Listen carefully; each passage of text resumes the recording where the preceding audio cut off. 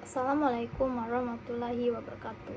Perkenalkan, saya Clara Intana Madani dengan NPM C1C0230058. Saya dari kelas 5E.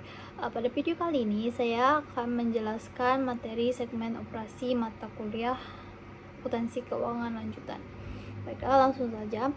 Konsep dan tujuan pelaporan segmen operasi.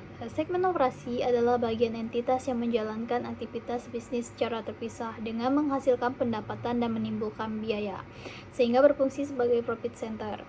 Konsep ini penting karena sebuah perusahaan biasanya terdiri dari berbagai unit usaha yang berbeda karakteristik bisnisnya. Dengan diversifikasi usaha, perusahaan mengurangi risiko sekaligus membuka peluang profit lebih besar.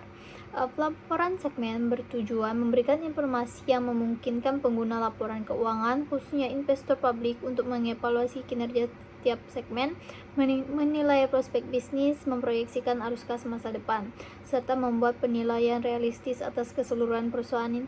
Informasi segmen mencakup aset, liabilitas, pendapatan, dan laba rugi yang dihasilkan oleh masing-masing segmen usaha. Ada definisi dan karakteristik segmen operasi. Menurut PSAK nomor 5, segmen operasi memenuhi 3 karakteristik utama. Yang pertama, terlibat dalam aktivitas bisnis dengan memperoleh pendapatan dan menimbulkan beban, termasuk interaksi internal antar segmen. Kedua, hasil operasinya dievaluasi secara rutin oleh pengambil keputusan operasional atau CODM untuk membuat keputusan pengalokasian sumber daya dan penilaian kinerja. Selanjutnya ada tersedia informasi keuangan terpisah untuk segmen tersebut. Karakteristik ini menegaskan bahwa segmen operasi adalah profit center yang kinerjanya dipantau secara berkala dan memiliki informasi keuangan terpisah. Selanjutnya ada langkah-langkah menentukan segmen operasi. Pertama, untuk mengidentifikasikan segmen operasi dilakukan langkah-langkah. Yang pertama, identifikasi CODM. CODM adalah individu atau kelompok yang bertugas membuat keputusan operasional dan mengalokasikan sumber daya seperti CEO, COO, dan atau komite manajemen. Penilaian pendapatan dan selanjutnya ada penilaian pendapatan dan beban. Komponen dianggap segmen operasi jika dapat menghasilkan pendapatan sekaligus menimbulkan biaya. Unit yang tidak diharapkan menghasilkan pendapatan di masa depan atau cost center seperti kantor pusat bukan segmen operasi. Selanjutnya ada evaluasi kinerja oleh CODM.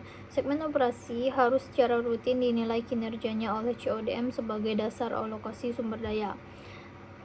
Selanjutnya ada ketersediaan informasi keuangan terpisah.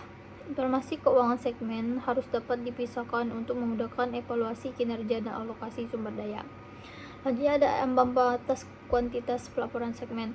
Tidak semua segmen operasi harus dilaporkan secara terpisah. PSAK nomor 5 mengatur kriteria minimum, yaitu ambang batas kuantitatif 10%, di mana segmen harus memenuhi salah satu dari: pertama, pendapatan segmen termasuk penjualan antar segmen kurang dari 10% dari total pendapatan gabungan semua segmen. Yang kedua, laba atau rugi segmen dengan nilai absolut kurang dari 10% dari laba atau rugi terbesar antara kumpulan segmen yang untung atau rugi.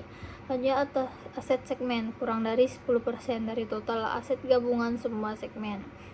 Jika segmen tidak memenuhi ambang batas tetapi manajemen menilai informasinya berguna, segmen tersebut dapat tetap dilaporkan secara terpisah. Selanjutnya ada ambang batas kuantitatif 75% pendapatan eksternal. Setelah memilih segmen yang memenuhi ambang batas 10%, jika total pendapatan eksternal dari segmen terpilih belum mencapai 75% dari total pendapatan eksternal perusahaan, maka harus ditambahkan segmen lain dengan pendapatan eksternal tertinggi yang belum masuk agar mencapai batas 75%. Hal ini memastikan laporan segmen cakup bagian besar operasi perusahaan. Selanjutnya ada penggabungan segmen operasi. Beberapa segmen operasi yang memiliki karakteristik ekonomi serupa dapat digabung menjadi satu segmen untuk pelaporan dengan syarat: yang pertama, penggabungan memberikan informasi lengkap kepada pengguna laporan; yang kedua, segmen memiliki karakteristik serupa termasuk produk, proses produksi, pelanggan, distribusi, dan lingkungan peraturan; yang terakhir, pengukuran dan pengungkapan segmen. Yang terakhir, mengatur pengukuran dan pengukuran segmen. Pengukuran segmen meliputi metode yang digunakan CODM dalam menilai kinerja dan mengalokasikan sumber daya. Hanya pendapatan, beban, aset, dan liabilitas yang digunakan oleh CODM untuk tujuan tersebut yang harus dilaporkan per segmen. Pengungkapannya meliputi faktor dan dasar identifikasi segmen, deskripsi segmen yang digabung dan alasan penggabungan, jenis produk dan jasa per segmen, informasi keuangan seperti laba atau rugi, aset, liabilitas segmen, rekonsiliasi total segmen dengan laporan keuangan konsolidasi.